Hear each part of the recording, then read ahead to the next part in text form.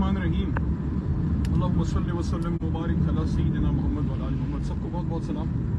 आज पेशी थी। वैसे केसेस तो इतने हैं कि इंसान को आइडिया नहीं होता कि कौन से, लेकिन ये पहले वाले थे जो 3 केस बने थे ना। 25 मई जो हम आए थे, खान साहब और हम सब जो KPK से निकले थे, वो पुरअमन तौर पे इमरान खान साहब ने जो है ब्लू एरिया में फिर अपना जो एहतजाज हमारा था वो ख़त्म करके हम चले गए। तो ये वो पुराना केस जो है वो पिछले साल का 25 मई वाला चल रहा है। उसमें आज पेशी थी सेशन में, हाज़िरी दी है जनाब। हर जगह आएंगे इंशाल्लाह जहाँ अदालत बुलाएगी, और तहरीक इंसाफ है ही इंसाफ की तहरीक।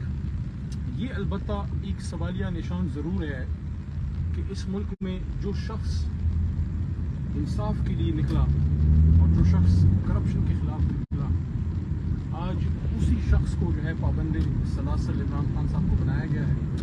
और देखें, सियासत में जेल केसेस ये सारा होता है, हालांकि होना नहीं चाहिए।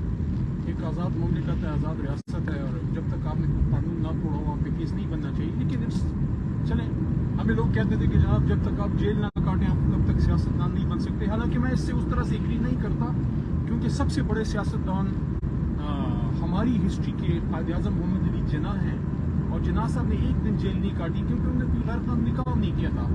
तो मेरा अंदर से एक बिलीफ थी, एक कन्विक्शन थी कि खान साहब हो गए, मैं हो गया, या हमारे वो साथी जो लॉ के मुताबिक चलें, हम पे क्यों केस होगा, हम क्यों जेल जाएंगे। लेकिन जेल गए, सारा कुछ देखा।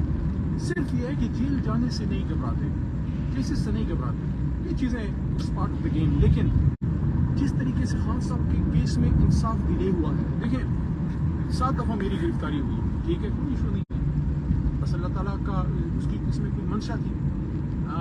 तो अब देखिए इमरान खान साहब का कि जब उनको सज़ा हुई कितनी जल्दी सारा वो प्रोसेस हुआ। वो कहते हैं ना कि जस्टिस हरीड जस्टिस वरीड, तो वो हुआ खान साहब के साथ। और सबने देखा कि उनको अपने विटनेसेस भी प्रोवाइड करने का मौका न मिल सका।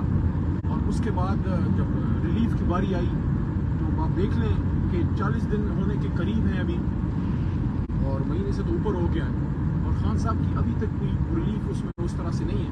दूसरा ये है कि जिस तरह उनको अटक जेल में रखा गया है, हमारे वकला हजरात ने हमने भरपूर इस्तदा की है, ऑनरेबल इस्लामाबाद हाई कोर्ट में भी और मुतल्लिका मोहतरम अदालत में भी, जो दहशतगर्दी की है सीक्रेट एक्ट के तहत जो बनी है, कि खान साहब को अटक में रखने का इसको कोई जवाज़ नहीं है, क्योंकि किसी भी मोहतरम अदालत का या ऑनरेबल किसी जज साहब की कोई डायरेक्शन नहीं है, कोई रिटन में फैसला नहीं है। साबिक वज़ीर आज़म हैं, उनको उनके हैसियत के मुताबिक जो अवाम ने उनको जो इज़्ज़त दी थी उसके मुताबिक उनको जेल के अंदर प्रोटोकॉल या जेल के अंदर सहूलियात जो है मिलनी चाहिए। जो मुख्तलिफ मुतज़ाद बातें आती हैं, कोई कहता है सहूलत मिल गई, कोई कहता नहीं मिली, लेकिन हमारे वकला हजरात उससे मुतमईन नहीं है। मेरी तो इस पर एक एज अ वकील मैं ये बात कर रहा हूँ। देखें, बजाय इसके कि हम मफरूज़ों पे जाएं, मैं समझता हूँ कि मोहतरम इस्लामाबाद हाई कोर्ट किसी भी सिटिंग मोहतरम जज साहब के नीचे एक कमीशन बनाए। जिस तरह हमारा एक तरीकाकार होता है, किसी जगह कोई इशू हो तो आप कमीशन बना के भेजते हैं, एक कमीशन जाए और जाके देखे कि खान साहब की क्या सहूलियात हैं, वो जेल के अंदर जाए और उनसे पूछे। देखें, सियासी इख्तिलाफ अपनी जगह, लेकिन वो इस मुल्क के साबिक वज़ीर आज़म हैं, और उनको वो सहूलत कम अज़ कम मिलनी चाहिए कि अगर साबिक वज़ीर आज़म के तौर पे थी तो कम अज़ कम एक आम पाकिस्तानी के तौर पे तो उनको वो सहूलत मिले ना जी, कि जिस तरह उनको शुरू में रखा गया, जो वॉशरूम की फैसिलिटीज़ थी, जो फिर एक मोहतरम जज साहब तशरीफ़ ले गए, उन्होंने खुद उस पर एक रिपोर्ट दी थी। बहरहाल मेरे ख्याल में जो इस तरह हमारे वकला ने दरख्वास्त दी है कि खान साहब को अडयाला शिफ्ट किया जाए, क्योंकि वो नज़दीक भी है, वकला जो है उन तक आसानी से एक्सेस भी कर सकेंगे, और वो भी अपने लीगल टीम को गाहे बगाहे गाइड कर सकेंगे। और दूसरी चीज़ ये है कि वहाँ जो एक फैसिलिटी होती है कम अज़ कम एक साबिक वज़ीर आज़म को, तो वो उनको बुनियादी फैसिलिटीज़ तो आसानी से मिल सकेंगी। बाकी जहाँ तक आगे का ताल्लुक है, मेरे ख्याल में बड़ी रिस्पॉन्सिबिलिटी है मौजूदा केयर टेकर सेटअप और काकड़ साहब पे, जो वज़ीर आज़म है केयर टेकर, उन पे और उनकी जितनी भी काबीना है, कि जो बुनियादी उनका काम है वक्त पे इलेक्शन हो, एक फ्री एंड फेयर इलेक्शन हो, और मेरे ख्याल में ये करवा के जो है ये तारीख में अपना एक नाम रकम कर लेंगे। क्योंकि इन मुश्किल हालात में जो इस मुश्किलात से में से कौम को निकालेगा قوم اس کو ہمیشہ عزت و تکریم سے یاد کرے گی. اور اس سے نکلنے کا واحد راستہ کیا ہے؟ وہ وہی ہے الیکشن ہو. اللہ بھی فرماتے ہیں کہ وَأَمْرُهُمْ شُورَىٰ بَيْنَهُمْ کہ جو مشکلات ہوتی ہے تو شورا کرتے ہیں, مومنین آپس میں شورا کرتے ہیں. الیکشن ہو, وقت پہ الیکشن ہو, پاکستان کے عوام فیصلہ کریں. اور یہی بات کچھ دن پہلے میں نے ہمارے بڑے ہی قابل صحافی ہیں محترم حامد میر صاحب کے پروگرام میں بھی یہ ذکر میں نے کیا تھا کہ ایک بڑی بیٹھک ہونی چاہیے. ایک لفظ یوز ہوتا ہے گرینڈ ڈائیلاگ. میں سمجھتا ہوں کہ انگریزی کے عجیب عجیب قسم کے جو مفروضے اور بات ہوتی ہیں اس کو نہیں, اپنی قومی زبان میں اپنی سوچ کے مطابق اپنے صدر مملکت کے جو سب سے بڑا آفس ہے وہاں تمام سیاسی زعماء عمران خان صاحب کو لایا جائے, عمران خان صاحب کے خلاف غلط کیس ختم کیے جائیں اور وہ بیٹھیں, نواز شریف صاحب تشریف لائیں, زرداری صاحب بیٹھیں, مولانا صاحب آئیں اور اسٹیبلشمنٹ بھی وہاں آئے کیونکہ ایک اسٹیک ہولڈر ہے, سیکیورٹی اور اس طرح کے معاملات کو وہ لوگ دیکھتے ہیں, ان کا بھی ایک رول ہے. سب بیٹھیں ایک نقطے پہ کہ الیکشن وقت پہ ہو اور 5-6 بڑی بڑی چیزوں پہ فیصلہ ہو. زیادہ اعلان دماغی لاٹ 5-6 بڑی چیزوں کا فیصلہ ہو کہ آپ دیکھیں حکومت چاہے جس کی بھی آئے, معیشت, نئے ڈیم بنانا, فورن افیئرس, انٹرنل سیکیورٹی, ایجوکیشن, یہ کچھ چیزیں ایسی ہیں. ٹورزم ہمارے ملک میں ایک بہت بڑا ہب ہے, بہت بڑا ہمارے پاس اسکوپ ہے ٹورزم کا. اسی کے ساتھ ٹیررزم بھی کہ اس کو کیسے ڈیل کریں, نیشنل ایکشن پلان کو دوبارہ ریوائیو کرنے کی ضرورت ہے. کچھ نکات پہ بریف موڈیلٹیز ڈسکس ہوں, باقی اس حکومت کا کام ہے کہ وہ ڈیٹیل میں جا کے پھر اس کو کیسے اچیو کریں. لیکن جب ہم براڈر اسپیکٹرم میں 5-6-7 مین ٹارگٹس سامنے رکھ لیں کہ چاہے جس کی بھی حکومت ہو وہ بڑی باتوں سے ادھر ادھر نہ ہٹے, پھر الیکشن کریں.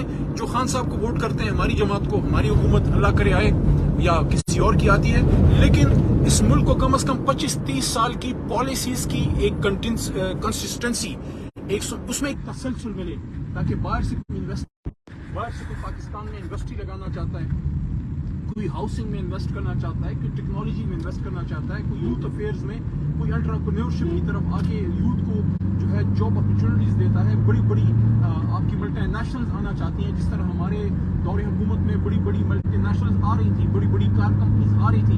یار وہ لوگ تب آئیں گے نا جب ان کو اعتماد ہوگا کہ حکومتوں کی جانے سے انویسٹمنٹ پالیسیز چینج نہیں ہوں گی, اچانک ڈراسٹک کٹس نہیں لگیں گے. تو ان چیزوں پہ ایک براڈ اسپیکٹرم میں صرف ایک لائے عمل ڈسکس ہو کہ بھئی ہم نے اس ملک کو 25-30 سال کی کنٹینیوٹی دینی ہے اور کوئی قومی حکومت نہیں. میں نہیں سمجھتا کہ اس کانسیپٹ کے محت میں نہیں ہوں. میں سمجھتا ہوں فیصلہ عوام کو کرنے دیں. وہ خان کے ساتھ جاتے ہیں, وہ نواز شریف صاحب کے ساتھ جانا چاہتے ہیں, وہ زرداری صاحب کے ساتھ, وہ مولانا صاحب کو سپورٹ کرتے ہیں, یا عمران خان صاحب ہماری جماعت کو. بہرحال یہ جو ہو رہا ہے یہ ان مسائل کا حل نہیں ہے. عوام کے پاس جانا پڑے گا, عوام کو امپاور کرنا پڑے گا.